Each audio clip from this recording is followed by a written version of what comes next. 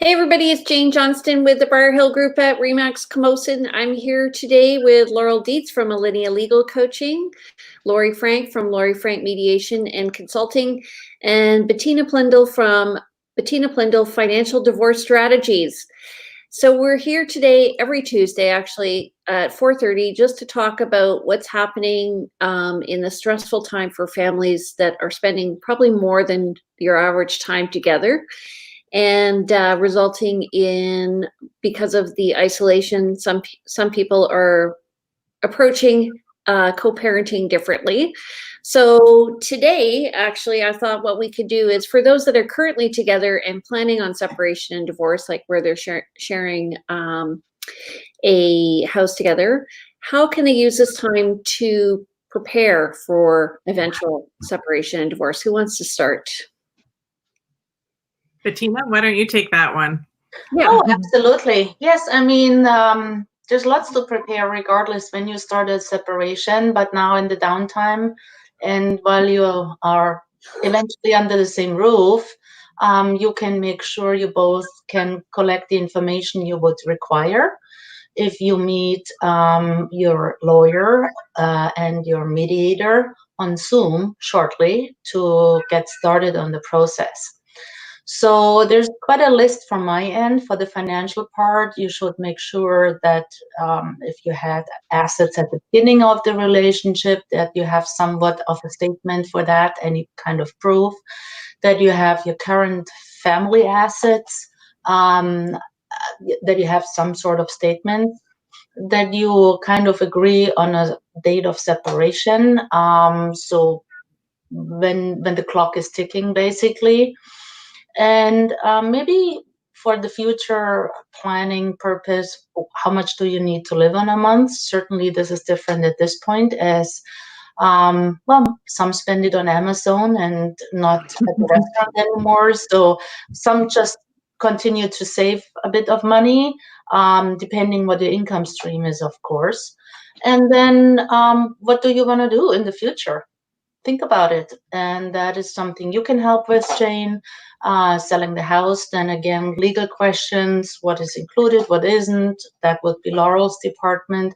And Laurie, of course, you help them talk about it.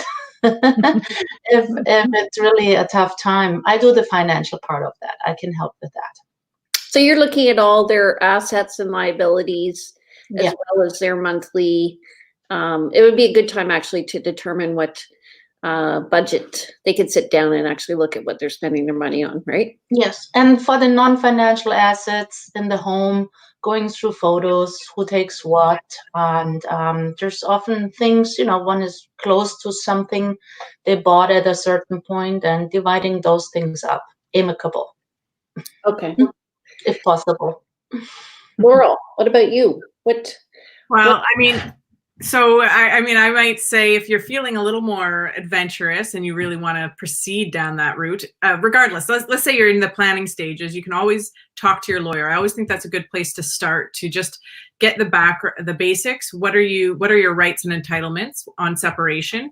And like, what is your plan going forward? What are the topics that you need to make agreements on? And how, then we can also talk about what's the best process. And as Lori will talk about, like, mediation is probably my most plugged method for resolving putting together a separation agreement.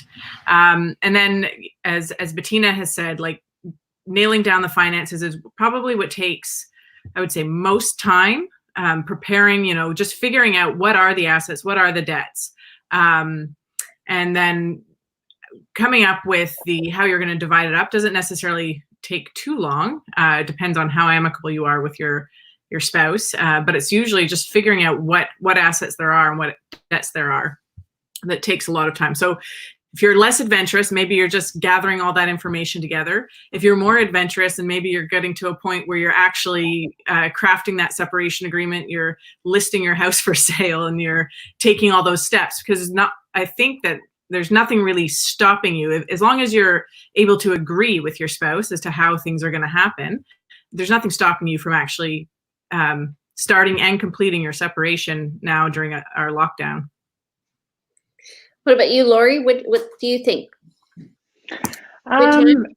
Yeah, besides what Bettina and Laurel have already mentioned, because when I'm working with clients, I think it's important to, like Laurel said, know what your rights and entitlements are, and come into mediation having that information already. So that's definitely a great place to be researching and asking all of those questions before you get going. And also the financial piece. The more people can do before they get into mediation on the financial piece, the more quickly mediation will go. Aside from those two areas, I'd say then also if they're parents and have kids, to start thinking about all of that, all the kids stuff. So we always talk about what's in the best interest of the kids, and that can be a subjective conversation, but thinking about what do your kids need out of all of this. So parenting time, what will the schedule look like, and those kinds of things. You're weighing the age of your kids, their developmental stage, what do they need from each of you, how can you maintain a relationship with both parents, what will communication look like. So thinking about all of those pieces, just thinking about your kids day to day, how can the two of you best create a situation that is stable and consistent for your kids as much as possible so that they're getting what they need out of it. So a lot of that is just, it's contemplating before you come into things about what's the best case scenario here for the kids.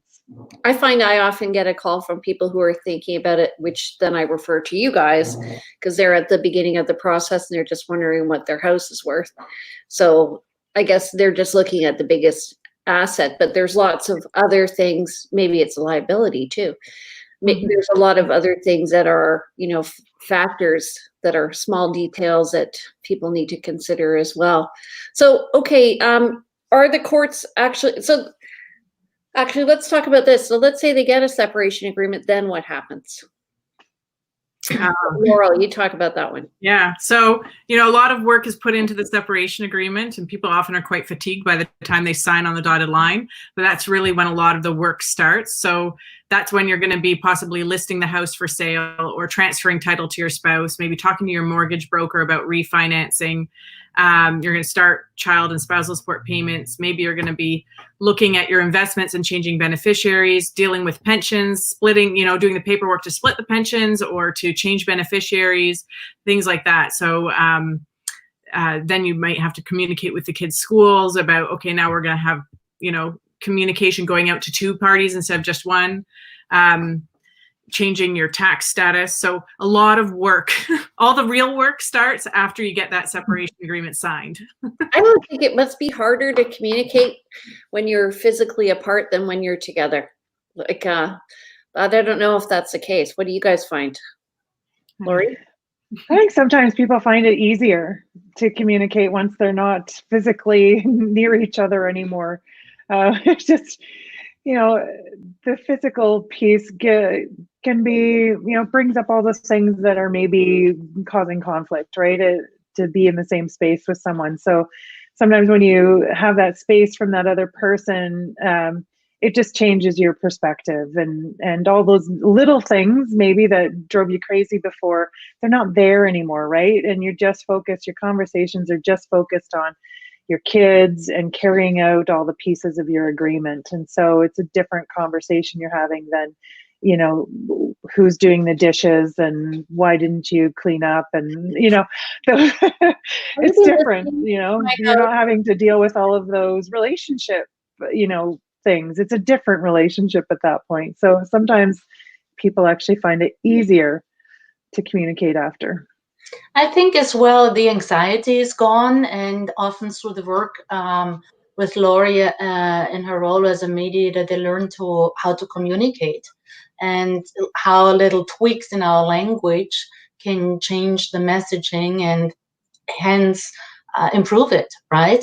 Or they don't want to talk at all anymore, so they just send emails, so they don't hear the other one breathing down their neck. And again, through Laurie's help, often they learn that, please answer me till tomorrow night. So then the other one knows I have time for this, or can send back, well, I can't make it till tomorrow night. I will send it to you the day after till lunch or something.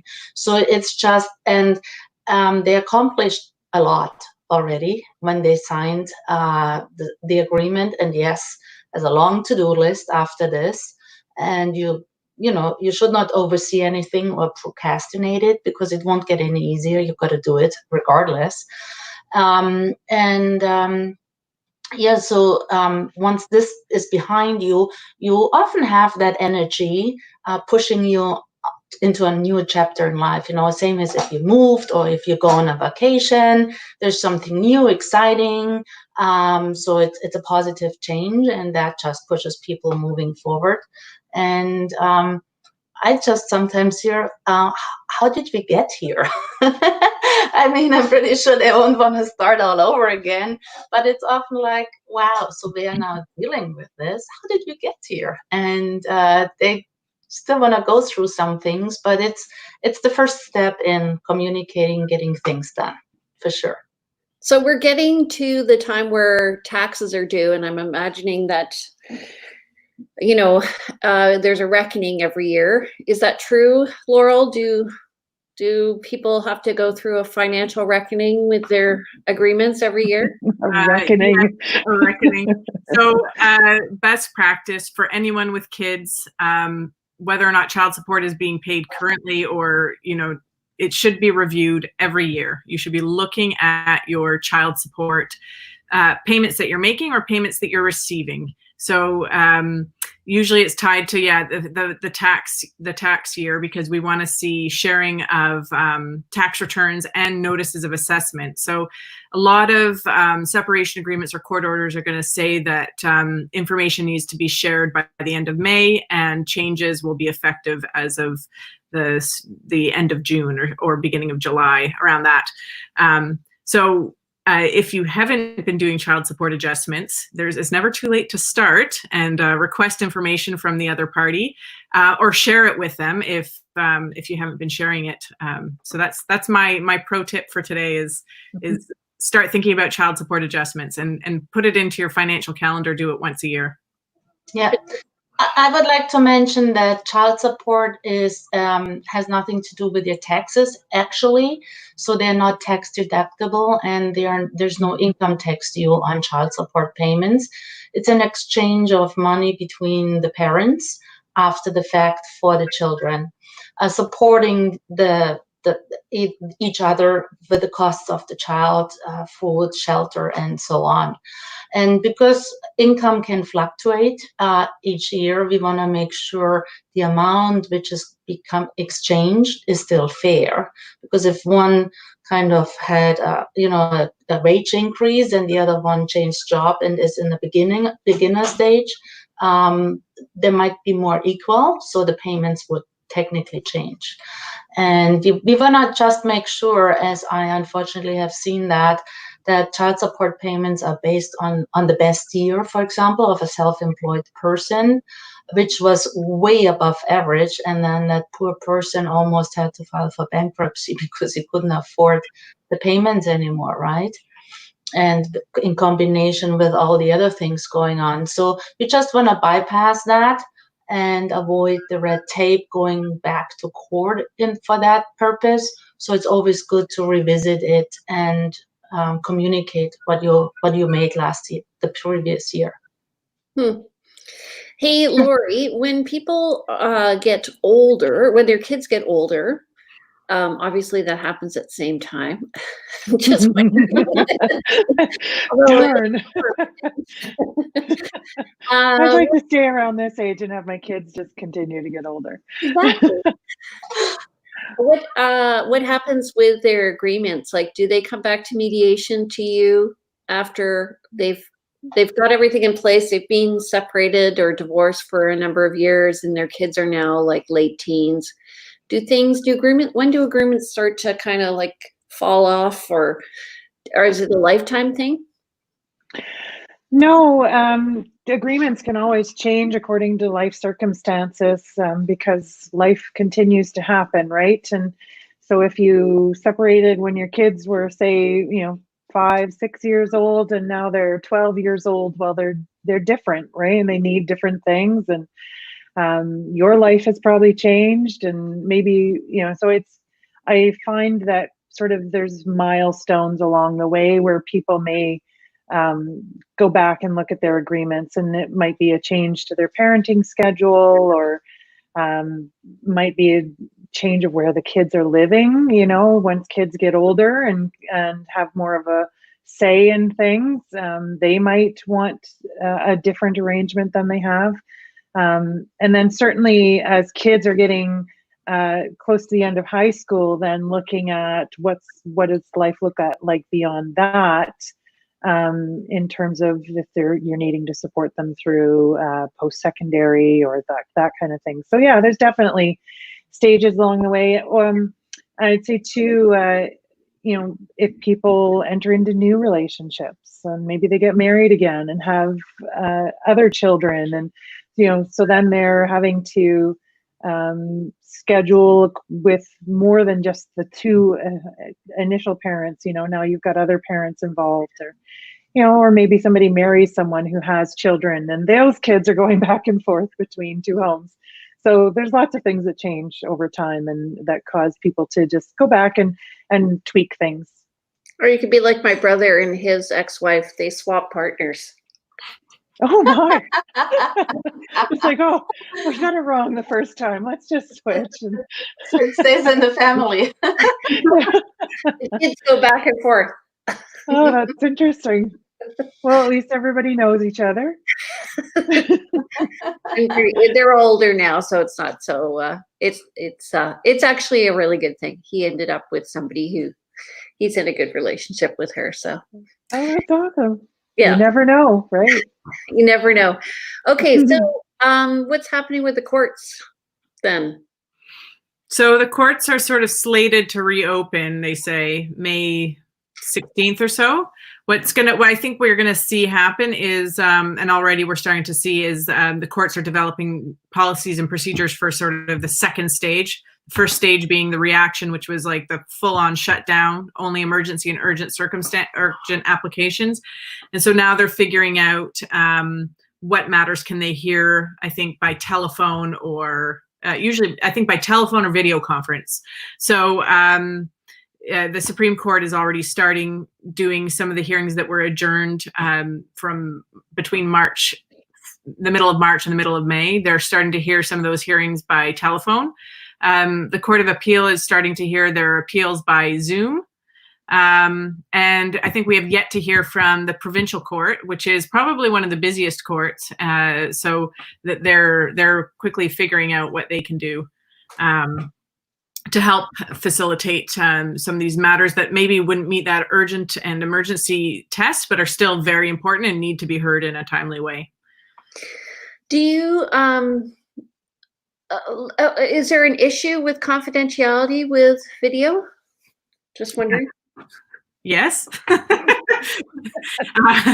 So that's something that, the government, I know, is and the Law Society and all sorts of different, I think, interest groups are looking at to see what platforms are appropriate and okay to be using. So there was the issues with security in Zoom conferencing. I think they've made some changes with Zoom, and so I don't know. Yep. That's one of the bigger issues, and why the court's maybe struggling a bit with figuring out how to make things work. Yeah. Well, I think. Go ahead. Oh, sorry. I was going to say I also do child protection mediation, and this has been a big thing with us is Zoom. We've had to keep putting off our mediations, waiting for approval. So the Privacy Commission's looking at it, and we expect it fairly soon will be approved, but it's going to require also that people are signing off on understanding their risks in using Zoom, and that they agree to use it. And there'll be guidelines so that people are signing to say, I'm not going to be recording it or broadcasting it, or there's nobody else in the room. So there's a lot to consider when we're moving over to Zoom. It's actually been quite a good education, I've found, because Mediations in general can be held online, if people are in different places or if that's just a preference for them. So it's been good to really take a closer look at what are all of the risks and privacy issues, but it's been a bit of a saga. Ongoing saga. All Yeah. right. So let me just see if I have any other questions here.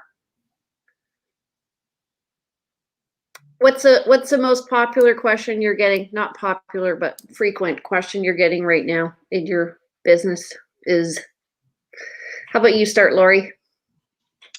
I think mine is still, do I need to send my kids to to the other parent's home? Or what should I do about that? Basically is the question. What should I do? What if they're not isolating, or is it safe? What if their parent lives on the mainland and we have to take the ferry? Those kinds of questions people are still wondering about. Those are good And the questions. answer is different. The answer depends on their particular situation and what they can come up with. But in general, I would say, as much as possible, I'm just telling people to try and keep their parenting schedule the way that they've agreed to as much as possible, unless there's big safety concerns. And even I think they're even considering travel to other communities. It's considered essential travel to try and maintain a parenting schedule. I know for a friend of mine, they ended up going from week to week to now 2 weeks to 2 weeks. So there's less travel. And then the isolation is happening for the 2 weeks. So made it more easy. What about you, Bettina? Well, one concern is, of course, the value of the assets. I'm pretty sure you can speak to that as well, Jane. What is going on in the housing market? I would interested in your opinion on that as well. And right now, what I see is that people try to table decisions. They kind of deal with what's most urgent, which is the parenting, and basically an idea on the assets, who gets what, how do we split it. Sometimes we need a lot of creativity, and I think at this point there's more creativity needed. Let's say the house is paid for and the other partner needs to buy a house, but the lenders are a little bit hesitant because of the current situation and employment situation. Maybe we can look at other options with the current home. But of course, the parents need to be still pretty good friends to do such a deal, let's say, and it needs to go into writing. It entails higher lawyer's costs because you might have an interim agreement till you can figure out the rest, until we know what is actually going on. And as I've seen, it's not rare that people lost 20-30% on their investments, depending how risky you invested. And that makes a huge difference. So we need to be very careful in what we do. And if possible, I would suggest right now, let's table it and let's deal with other things first. But let's collect the basic information. Let's determine maybe some healthy amount if there's no other way to navigate it, because it's for sure investments are undervalued at this point, and real estate might be different or slower, and we just don't know right now. And I would suggest let's hold off for a little bit and let's talk about other things first, and let's talk about strategies. That's I think a better approach right now. It's interesting because when I'm talking to people right now, and we have a mutual client, and so they're asking what's happened in real estate. So, and Laurel, you and I usually talk about this every week. Mm-hmm. What I'm finding is, so this client was asking about a particular area. There were 20 new listings comparable to their house, and 7 have sold since beginning of April. That's not bad, is it? And they're pretty much going for asking, and I had a listing on the weekend. I listed it on Thursday and we got an accepted offer pretty close to asking on Saturday. What? So Things not are going down. Well, it depends on what it's priced at. It all Okay. depends on what it's priced at, Yeah. right? Do you see a decrease in prices for the real estate market? Pardon? Do you see a decrease in the real estate market? Well, in this case, no, but I think it really is dependent on what area you're living in, because our market tends to be specific to Yeah. needs and wants. Yeah. I did hear somebody make us up an assumption about she's a service provider in real estate industry, and she was thinking it's going to be a really busy summer, and then if COVID-19 comes back in the fall, like it did when I was a teacher, everyone would get sick in September. She's Yeah. expecting to slow down then. So I'm like, okay. So now and I've discussed it with realtors across Canada recently in a talk, and we came to the conclusion we don't know what the market's going to do in 6 months. So if somebody wants to get it listed now, we probably should move forward. So, Yeah. I okay. think real estate is really different than the markets, as right now a lot of things are on super sale, right? You can get into the markets fairly cheap, like buying your favorite chocolate for a quarter of the value. But real estate is simply very different. I think you can't compare. And as you said, it's location, location, location, I guess. Nothing has changed here. Mhm. Yeah, and those places that were like, I think if I were to say what there's their house worth, there are less houses on the market now. Yes. So As people are afraid of listing, that's what I think, right? If people will always list, buy and sell houses, there's no exception. yeah, and so Laurel, let's just finish with you. What did you? I was thinking about that. I'm not getting, there's a lot of information out there, and I think I'm not getting as much of the parenting issues. And it's just probably my clientele. They tend to be very much wanting to achieve a solution fast and inexpensively. So I'm finding, rather than like any particular question, I'm actually finding a lot of people coming in to get their divorces finalized, meaning just the actual paperwork to do the final divorce, and also a lot of people coming in for agreements. So now, as I think people are finding it's a great time with court off the table, people are suddenly becoming a little bit more reasonable and thinking, you know what, wrap this up. I don't want to wait, another 2 years until my matter gets heard in front of a judge, or, so they're really coming around to negotiations. Awesome. Mm-hmm. Okay. All right. So you guys want to do this again next Tuesday? Yes. Sure.